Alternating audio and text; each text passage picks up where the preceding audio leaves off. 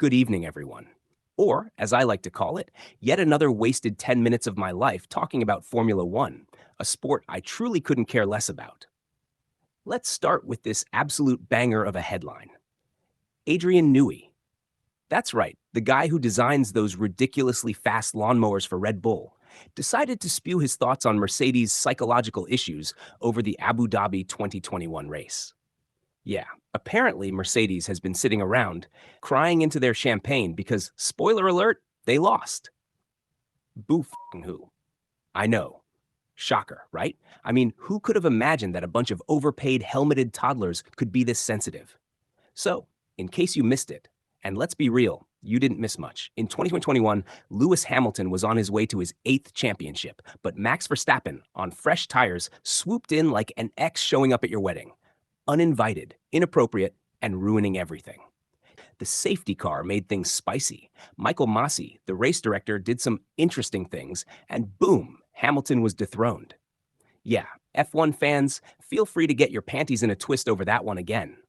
But hold on to your stained pillows of regret, because Newey, the design mastermind behind Red Bull's cock-swinging success, now says that Mercedes simply can't let it go psychologically.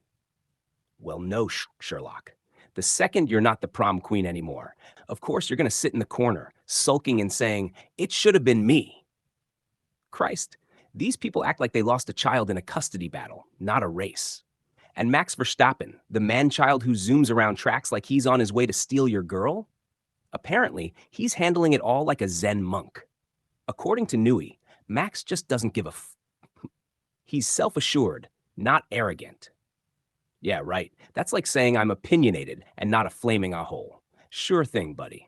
I bet Max just rolls out of bed, brushes off the drama, and thinks, time to win another one for the wall of meaningless trophies. But here's the best part. While Mercedes is busy being psychologically damaged, and let's be honest, they're acting like they've been left on red by their ex, Newey just waltzes around Red Bull's headquarters like he's some kind of racing psychologist. I can't go back to the factory miserable, he says. No, of course not. When you're swimming in championships, I imagine it's hard to be anything other than smug as f. Meanwhile, Toto Wolff, the big boss at Mercedes, gave a fresh speech about the whole 2021 drama. Because what else is there to do other than talk about the storm of 2 years ago, right? According to Toto, yeah, they got screwed, but it's time to move on. There are worse things than losing a race, says Toto. Wow, groundbreaking, Sherlock. What's next? A TED Talk on how to cope with not being the center of attention. Oh, and let's not forget that Hamilton, the guy who's been treated like royalty, might be jumping ship to Ferrari next year. A Ferrari? As if being a whiny diva at Mercedes wasn't enough, now he's probably going to throw tantrums in red instead of silver. And Verstappen? The dude's on the verge of his 4th championship. I'm sure we're all thrilled.